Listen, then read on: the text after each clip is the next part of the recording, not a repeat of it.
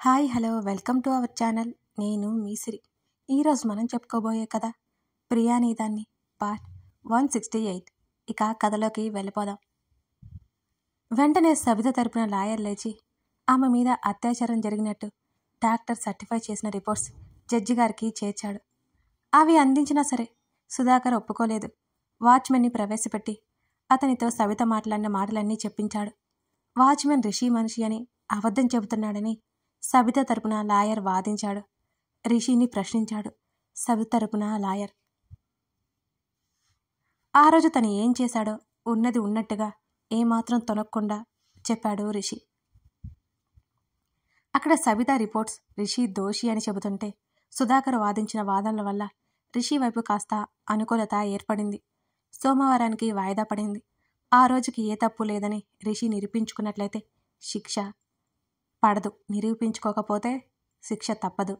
అవనికి సబితని కడిగి పడేయాలని ఉన్నా ఆమెకే అవకాశం రాలేదు. సబితని సీక్రెట్గా అక్కడి నుంచి తీసుకెళ్ళిపోయారు. సబిత పేరు వయసు తప్ప ఆమె ఎలా ఉంటుందో ఎవరికీ తెలియదు. రిషి గురించి మాత్రం అందరికీ తెలిసిపోయింది. ఆడపిల్ల అని ఆమె గురించి బయటకి తీసుకురాలేదు. పోలీసుల మధ్య ఉన్న రిషి దగ్గరికి పరిగెత్తింది రాధారాణి. ఆమె కొడుకు ఛాతీ మీద వాలి ఏడవసాగింది. తన వల్ల తన తల్లిదండ్రులు ఎంత బాధపడుతున్నారో అనే ఫీలింగ్ ఉండిపోయింది రిషిలో. తల్లి కన్నీరు తుడిచి, సోమవారం నేను ఏ తప్పు చేయలేదు అని నిరూపిస్తానమ్మా అని చెప్పాడు దృఢంగా. కొడుకుని వదలలేక వదిలింది రాధారాణి. అవని అతని ముందు ఏడవలేదు. తను ఏడిస్తే అతను బలహీనపడిపోతాడని తెలుసు. నీరజ చేతుల్లో నుంచి జారిపోయి రిషి దగ్గరికి పరిగెత్తాడు చిట్టి. అవని వైపు అలాగే కొన్ని క్షణాల పాటు చూశాడు. పోలీసులతో పాటు వెళ్తూ వెళ్తూ ఆమె చేతిని ఒకసారి స్పృశించి వదిలాడు రిషి. దుఃఖాన్ని దాచుకోవడం ఎంత కష్టం ఆ ఇద్దరికి స్పష్టంగా అర్థమవుతోంది. రిషి కాళ్ళ దగ్గరికి ఉండి పైకి ఎక్కసాగాడు చిట్టి. వాడి వల్ల అవ్వట్లేదు. రిషి ఎత్తుకోలేదని అరుస్తూనే ఉన్నాడు. వెంటనే నీరజ వెనక్కి తీసుకుంది. వాడి అరుస్తున్నా రిషి పట్టించుకోలేదని అరుస్తూనే ఉన్నాడు. పోలీసులతో పాటు వెళ్ళిపోయాడు రిషి. కోర్టు ముందుకి మహిళలంతా ధర్నా చేస్తున్నారు. రిషిని వాళ్ళ కంటపడకుండా తీసుకెళ్లారు పోలీసులు. మీడియా వచ్చింది. నారాయణ వాళ్ళని తప్పించుకుని అందరినీ కారులో ఎక్కించి ఇంటికి తీసుకొచ్చారు. అవని, మేము స్టేషన్కి వెళ్ళొస్తామమ్మా బెయిల్ కోసం అని అన్నాడాయన. అవనికి ఆశ చచ్చిపోయింది. బెయిల్ ఇవ్వట్లేదు రిషికి. అలాగేనన్నట్టు తలాడించింది. ఆమె తమ గదిలోకి వెళ్ళింది. చిట్టి అవని దగ్గరికి వెళ్ళేలోపు అవని వెళ్ళిపోవడంతో అరుస్తూనే ఉన్నాడు. నీరజ దాన్ని డైవర్ట్ చేయడానికి కోసం గార్డెన్లోకి తీసుకెళ్ళిపోయింది. రాకేష్ కాల్ చేస్తుంటే లిఫ్ట్ చేసింది అవని. మేడం. రాకేష్ చెప్పండి. మేడం, మీరు నేను చెప్పిన లొకేషన్కి వస్తే ఆ సబితని పట్టుకోవచ్చు కానీ అంటూ తన ప్లాన్ మొత్తం చెప్పాడు రాకేష్. ఇప్పుడే వస్తున్నాను. అవని గబగబా ఫోన్ తీసుకుని రాకేష్ దగ్గరికి బయలుదేరింది. రాకేష్ ఇచ్చిన ఆఫ్రాన్ వేసుకుని మెడలో డమ్మీ స్టెథోస్కోప్ వేసుకుంది. ముఖానికి మాస్క్ తగిలించుకుంది. రాకేష్ పొడవాటి గడ్డం పెట్టుకుని విగ్ పెట్టుకున్నాడు. రాకేష్ ప్రాబ్లం రాదు కదా, మళ్ళీ ఆయనకి ప్రాబ్లం అవుతుంది అని అవని కాస్త కంగారుగా అంటుంటే, మేడం, ఇప్పుడు సబిత కోసం డాక్టర్ వస్తుంది. ఆ డాక్టర్ స్థానంలో మీరు వెళ్తారు అని అన్నాడు రాకేష్. మరి మనం తిరిగి వెళ్ళిన తర్వాత ఆ డాక్టర్ వస్తే ఎలా? సబితని ఏదో రిషి ప్రయత్నించాడని సృష్టిస్తుంది మళ్ళీ అని అన్నది అవని.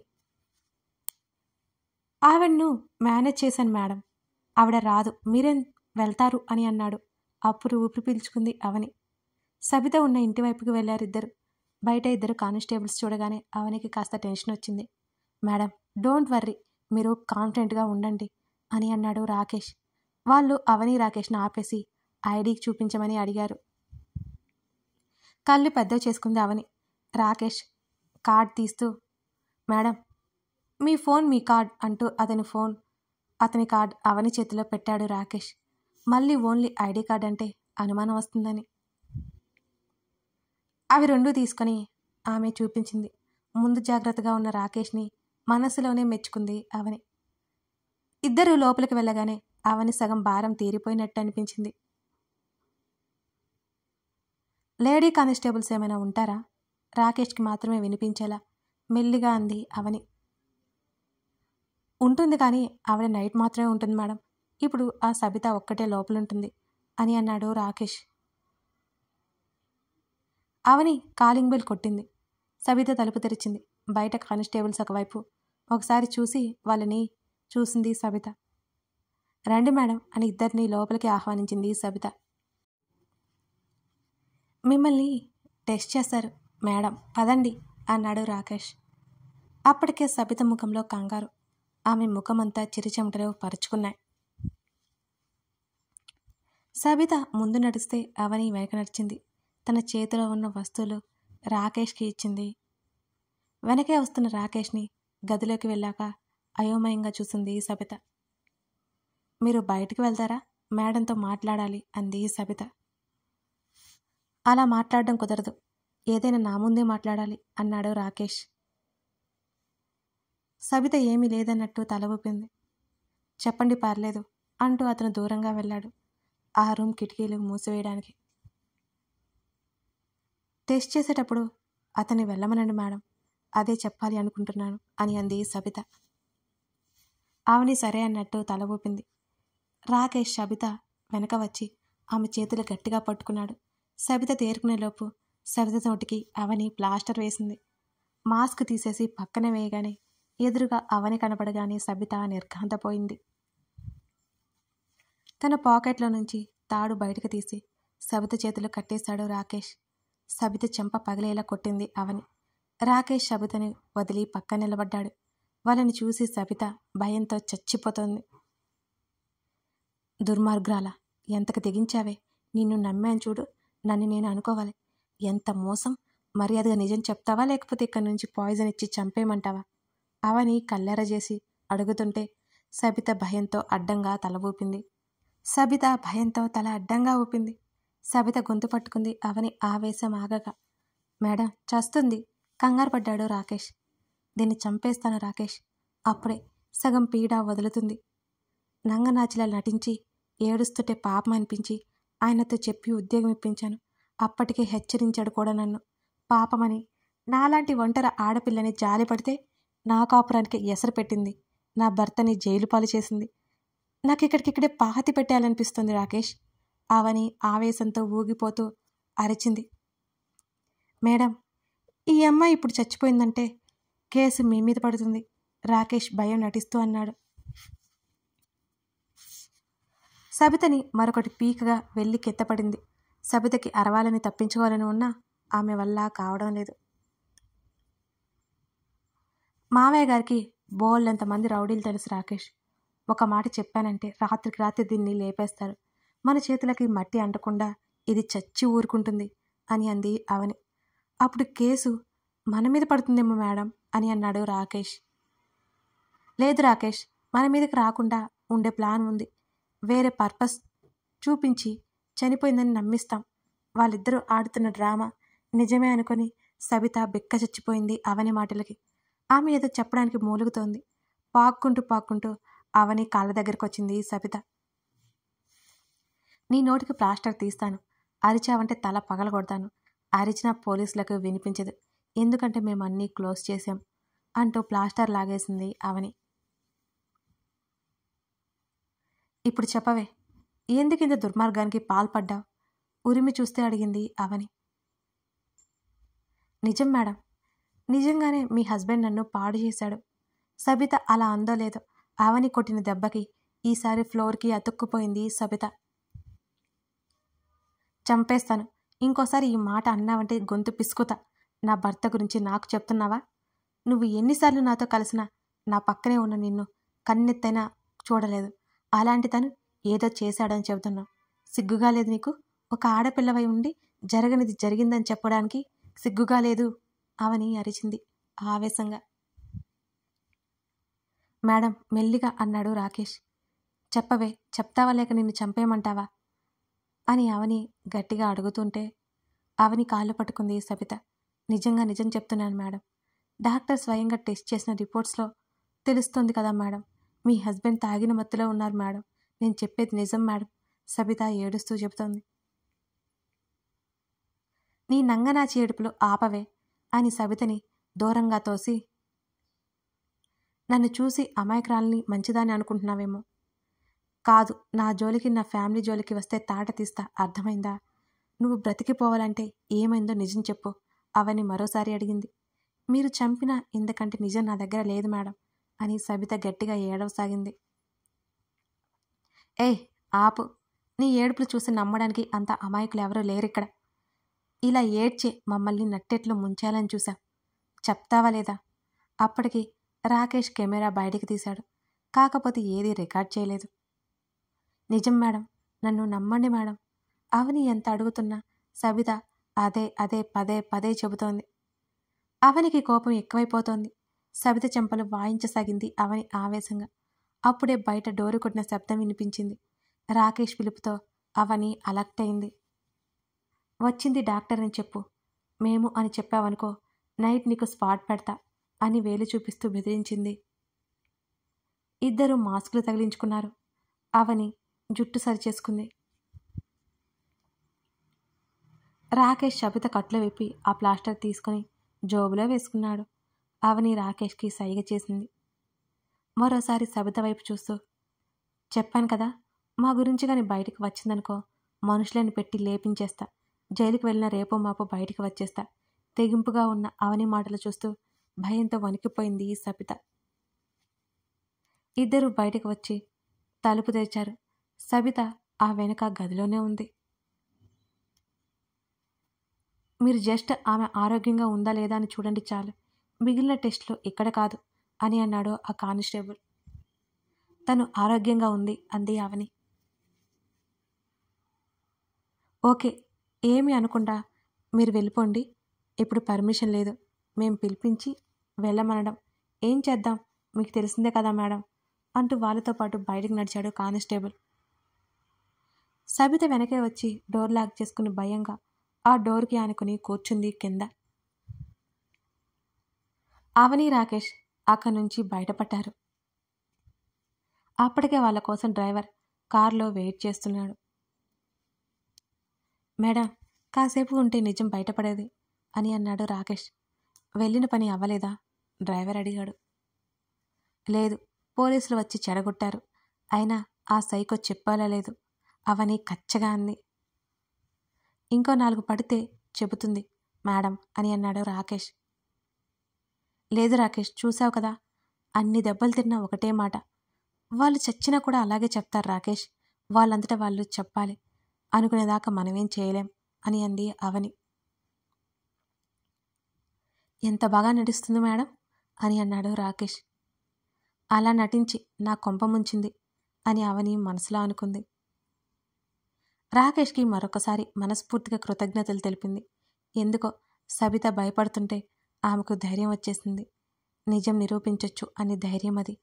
సబితని 4 పీకడం వల్ల కాస్త తృప్తిగా కూడా ఉంది అవనికి. రాకేష్ ఇంటికి వెళ్ళిపోగా అవని డ్రైవర్తో పాటు ఇంటికొచ్చింది.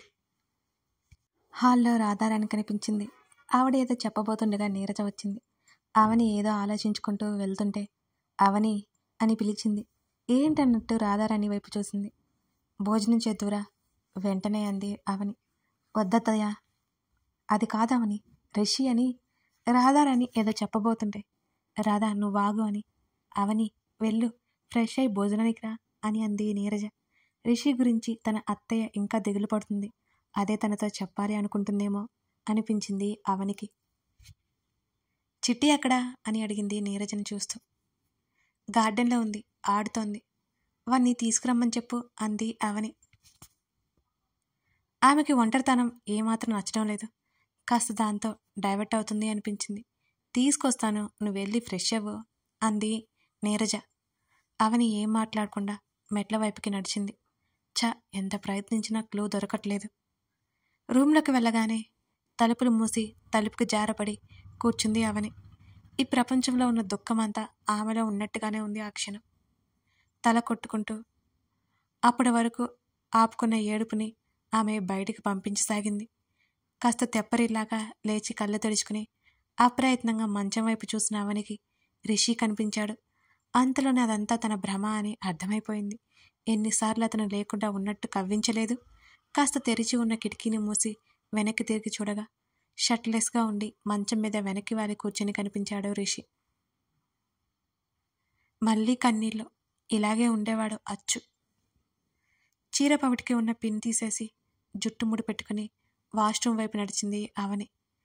తన చెయ్యి ఎవరో పట్టుకున్నట్టు అనిపించడంతో ఆమె అడుగులు ఆగిపోతే, ఆమె కనుపాపలు వెడల్పైతే ఆమె గుండె విపరీతమైన వేగంతో కొట్టుకోసాగింది. ఊపిరి భారమైన ఫీలింగ్. తన చేతిని తాకుతున్న అతని స్పర్శ అతను తన దగ్గరే ఉన్నాడు అని తెలుస్తుంటే ఆమె అడుగులు ముందుకు పడలేదు. వెంటనే తల వెనక్కి తిప్పి చూసింది. అప్పటికే ఆమె కళ్ళలో తిరిగిన నీళ్లు ఆమె చెంపల మీద జారిపోతున్నాయి. రిషి వచ్చేశాడు. నిజంగానే తన ప్రాణం తన దగ్గరికి చేరింది. అతని కళ్ళలో అత్యంత అనురాగం. పూర్తిగా అతని వైపుకు తిరిగి వణుకుతున్న చేత్తో అతని ముఖం మీద తాకింది అవని. ఆమె వేళ్లకి అతని స్పర్శ తాకగానే ఒక్కసారిగా గట్టిగా ఏడ్చింది. ఆమె చుట్టూ చెయ్యేసి దగ్గరికి లాక్కున్నాడు అతను. అతని ముఖాన్ని 2 చేతుల మధ్య బంధించి అతని ముఖమంతా ముద్దలు పెట్టి అతని తలని హృదయానికి హత్తుకుంది అవని. అతనికి బెయిల్ రావడం చాలా కష్టమైపోయింది. నిజంగానే ఇంటికి రాడు అనుకుంది అవని. ఆమె సంతోషం వర్ణించలేని విధంగా ఉంది. ఆమె చుట్టూ అతని చేతులు మరింతగా బిగుసుకున్నాయి. వెచ్చని గూడెలాంటి ఆమె హృదయంలో అతను తలదాచుకున్నాడు. భ్రమ అనుకున్నాను. అవని కన్నీళ్లతోనే కాస్త నవ్వుతూ చెప్తోంది. అతని తల మీద గడ్డమానింది. మరింత గాఢంగా హత్తుకుంది. గాలి కూడా చొరబడలేనంతగా గాఢమైన కౌగిలి అది.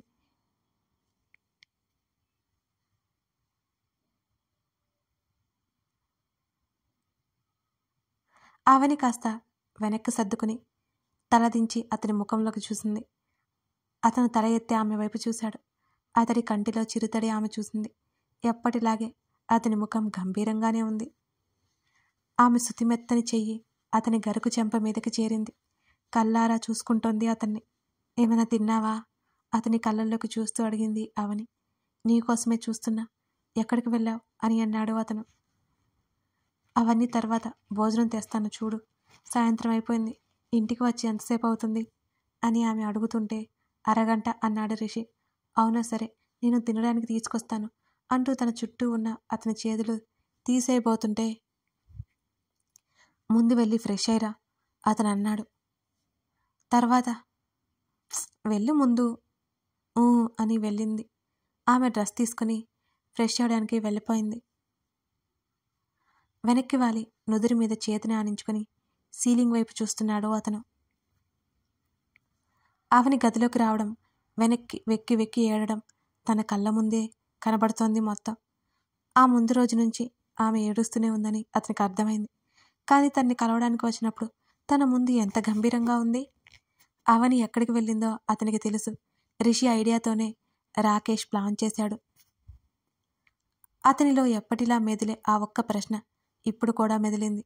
ఎందుకు ఆమెకి తనంటే అంత ప్రేమ? ఇద్దరూ ఆ గదిలో నుంచి డైనింగ్ టేబుల్ దగ్గరికి వచ్చారు. నిన్నటి నుంచి ఏమీ తినలేదు. నీరజ రాధారాణి కంప్లైంట్ చేస్తుంటే అవని తల ఎత్తలేదు. అతని వాడి చూపులు తాకుతున్న ఆకలి అప్పుడే గుర్తొచ్చినట్టు తినసాగింది అవని. అతనికి కొసరి కొసరి వడ్డిస్తోంది రాధారాణి. తన కొడుకు ఇంత త్వరగా ఇంటికి తిరిగి వస్తాడని ఆమె కూడా ఊహించనేలేదు. అతను అలా తిని పైకి లేచాడో లేదో బయట నుంచి ఇంట్లోకి వస్తున్న చిట్టి అతని కాళ్ళ దగ్గరికి వచ్చి అరుస్తూ ఎగబాకింది. చేతుల్లోకి తీసుకుని కౌగిలించుకుని చిట్టి జుట్టు నిమిరాడు రిషి. అతని ముఖం వైపు చూసి గట్టిగా అరిచి దిగులుగా అతని మీద వాలిపోయింది చిట్టి. నువ్వు లేటుగా వచ్చావని కోపం వాడికి అని అంది అవని. చిట్టి మళ్ళీ తల ఎత్తి అరవసాగింది. వాడి భాష ఏంటో అర్థం కాని అందరూ ఊరుకోబెడుతుంటే నేను చూస్తాను అని అమ్మా మళ్ళీ డిన్నర్ ఏర్పాటు చేయొద్దు అని తల్లికి చెప్పి మెట్ల వైపుకి నడిచాడు రిషి. రిషి భుజం మీద వాలి వెనక అవనిని చూస్తోంది చిట్టి. మామయ్య గారు వాళ్ళెక్కడా అతయ్య అని అడుగుతుంటే ఇద్దరు ఇంకా రాలేదు అంది రాధారాణి. నిన్నటి నుంచి రాహిణి తల్లిదండ్రులు ఇద్దరూ తమతో పాటే ఉన్నారు. నీరజని హత్తుకున్న అవనిని చిత్రంగా చూశారు. అత్తయ్యకి నువ్వు తోడు లేకపోతే చాలా కష్టమైపోయేది అని అవని అంటుంటే నీరజ నవ్వింది. అమ్మ కదా, కూతురు బాధలో ఉంటూ వదిలేసి ఎలా ఉంటుంది అవని అని అంది రాధారాణి. అవనిని దూరం జరిపి అవని కూడా జరిగేదో కళ్ళు తుడుచుకుంది. నాన్న మావయ్య వాళ్ళు వచ్చాక ఒకసారి పిలవండి, మాట్లాడాలి అని అంది అవని. నీరజ తలాడించింది. కథ కొనసాగుతోంది. లైక్ చేయడం మర్చిపోకండి. అలాగే ఈ కథ చదివిన తర్వాత మీకేమనిపించిందో చిన్న కామెంట్ చేయండి. అలాగే మన స్టోరీ ఉందండి వలపు వర్ణం, అది లుక్ వేయండి. స్టోరీ చాలా చాలా బాగుంటుంది. Follow for more episodes. Thank you for watching this video.